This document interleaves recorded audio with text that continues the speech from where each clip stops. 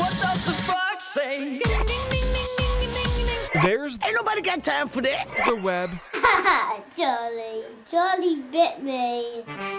Rent a hacker. Then you have firearm sales. Contract killer. You have child pornography and other illegal activities.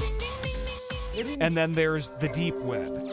So what's the difference? Well, let's say you log on to Google. You're here inside the surface web. 99% of us use it for things like news, reviews, and YouTube videos. But the deep web is what's way below the surface. A much more hidden, darker world, harder to navigate, full of code and packed with some pretty scary stuff. The deep web, in theory, is a collection of websites about 500 times the size of the surface web, which is not accessible through search engines. So it's a private version of the internet. Web developer W. Scott Kane says that private internet can only be accessed using special software.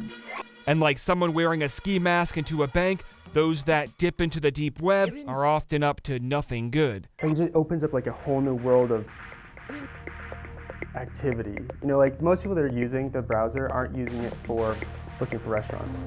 They're gonna be using it to find drugs, guns, child pornography, all those things. They're looking to kill their ex-wife and hire a hitman. And he wasn't kidding. Only rules, no children under 16, no top 10 politician. A few clicks and Chris Robinson, who calls himself an online security researcher, pulled up everything from sites offering hired hits We will kill your target in the United States or Canada, 10,000 US dollars. to high-powered weapons. This is a 357 Desert Eagle. This is what the Secret Service carries, and it does go through body armor, and it's on the market for $1,800.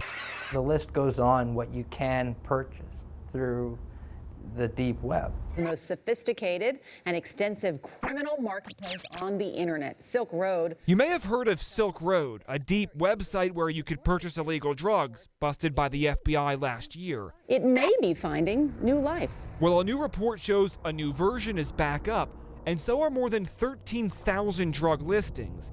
But even with all of that negative coverage, there are some good aspects to the deep web. For one, since the deep web is so large, it's used by universities and governments for data storage. Things like online journals, court documents, and law articles. And it's loved by people who are concerned about their privacy. Everything's anonymous, so you can safely go through the web. Just know where you're going if you decide to dive into the deep end. It's like going through a rough neighborhood downtown. There's a lot of really shady activity that goes on, but if you know the right areas to go and down those main streets, you're going to be fine and you'll be safe. In Phoenix, Greg Argos, CBS 5 News.